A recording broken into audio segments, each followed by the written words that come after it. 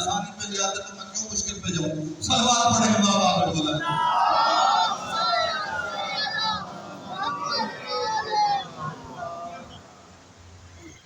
اب میرا مجمع میرے بھائیوں بات کو آسان سلیس کر لیں۔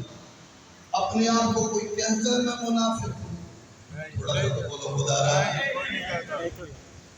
شاید اتنا بڑا منافق ہو اس کو پتہ ہے جیسے ایمان ایک اعزاز ہے، منافق ہونا ایک گالی ہے، سمجھے ہے؟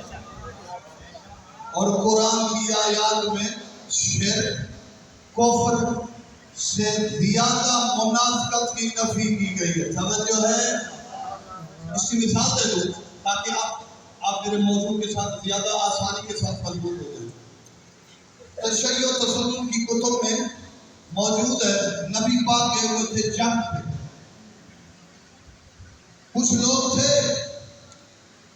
پیچھے مولا علی تھے، کہا ہم علی کے پیچھے نماز نہیں پڑھیں، توجہ نہیں،